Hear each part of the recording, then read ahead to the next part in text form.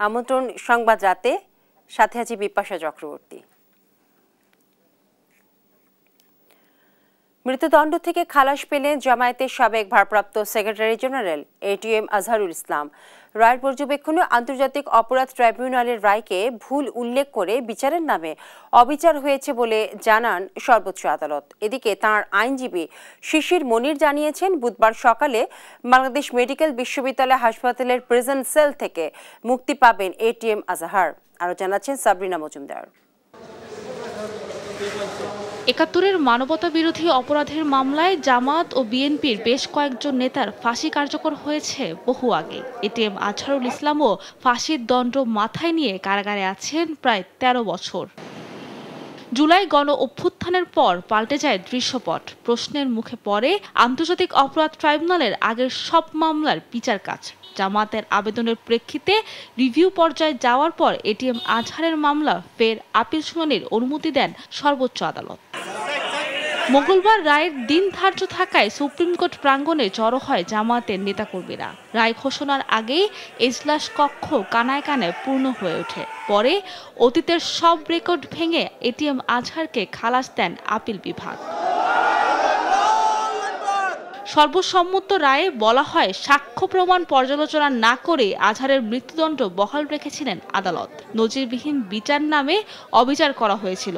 আইনজীবী শিশির মনির বলেন, এই রায়ের মধ্য দিয়ে সিন্ডিকেটেড অবিচারের অবসান ঘটল, সমুন্নত হলো বিচার বিভাগের মর্যাদা। জনাব এটিএম আজহারুল ইসলাম সাহেবকে সকল অভিযোগ থেকে বেকসুর খালাস প্রদান করেছেন। অতীতের রায়ে বাংলাদেশ সহ এই ভারতীয় সাবকন্টিনেন্টের ক্রিমিনাল বিচার ব্যবস্থার পদ্ধতি চেঞ্জ করে দেওয়া হয়েছিল। এটা ছিল সবচাইতে বড় ভুল। ট্রাইব্যুনালের প্রসিকিউটর বলেন, আজহারের মুক্তির রায় জুলাই আগস্ট হত্যাকাণ্ডের বিচারে কোনো প্রভাব ফেলবে না, বরং আন্তর্জাতিক মান নিশ্চিতে সহায়ক হবে। ট্রাইব্যুনালের যে রায় এবং যে বিচার, সেক্ষেত্রে অ্যাপিলেট ডিভিশন ন্যায় বিচারের স্বার্থে এই মামলাটা নিষ্পত্তি করবেন। সেক্ষেত্রে অ্যাপিলেট ডিভিশন যে কোনো আদেশ দিবেন আমরা মেনে নিব। তবে ট্রাইব্যুনালে যে প্রেজেন্ট বিচারগুলো আছে এবং ইন ফিউচার যে ট্রায়ালগুলো হবে, সেক্ষেত্রে এমন কোনো আদেশের বা এমন কোনো সাবমিশনের বিপক্ষে যে সাবমিশন বর্তমান এবং ভবিষ্যৎ ট্রায়ালকে হ্যাম্পার করবে। মানবতা বিরোধী অপরাধের মামলায় ২০১২ সালের ২২শে আগস্ট রাজধানীর মগবাজারের বাসা থেকে গ্রেফতার করা হয় এটিএম আজহারুল ইসলামকে। ২০১৪ সালে ৩০ ডিসেম্বর তার মৃত্যুদণ্ডাদেশ দেন আন্তর্জাতিক অপরাধ ট্রাইব্যুনাল। সাবরিনা মজুমদার, দেশ টিভি, ঢাকা।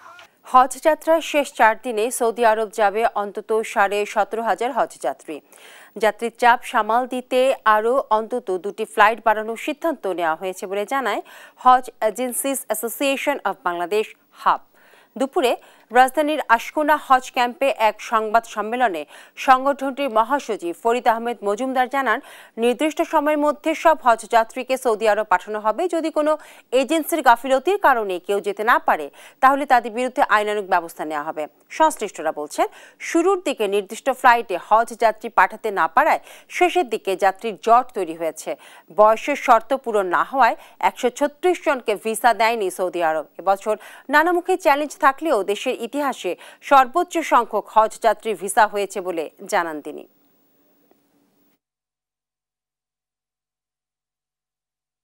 রাজকীয় সৌদি সরকার থেকে ১৫ বছরের নিচে যে হজযাত্রী তাদের যাওয়ার ব্যাপারে নিষেধাজ্ঞা আরোপ করা হয়।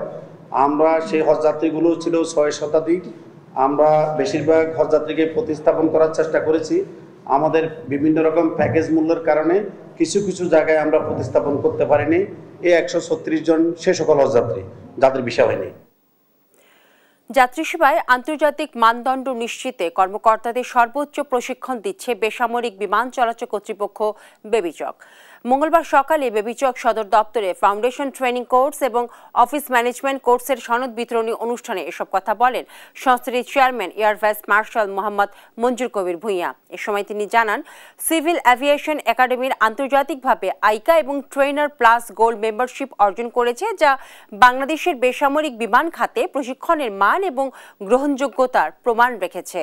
ভবিষ্যতে কর্মকর্তাদের পেশাগত দক্ষতা বৃদ্ধিতে এই প্রশিক্ষণ ভূমিকা রাখবে বলে জানান বেবিচক চেয়ারম্যান।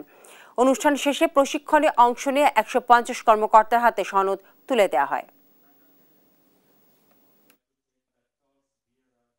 আমাদের একাডেমি কিন্তু ট্রেনার এয়ার প্লাস এবং আমাদের গোল্ড মেডেল মানে দ্বিতীয় সর্বোচ্চ হাইয়েস্ট স্ট্যান্ডার্ড আমরা ধারণ করছি এবং রিসেন্টলি এটা আমরা অ্যাওয়ার্ডেড হয়েছি। সিভিল এভিয়েশনের যে কোনো কাজে কিন্তু আপনার কাজ করতে গেলে আপনার certification is mandatory from international civil aviation organization, যার জন্য আমরা এতে প্রত্যেকটা কোর্স করে এবং সিভিল এভিয়েশনকে সামনে নিয়ে যেতে পারি। এই ছিল এখনকার সংবাদ রাত। পরের বুলেটিন দেখার আমন্ত্রণ রইল। ধন্যবাদ সবাইকে।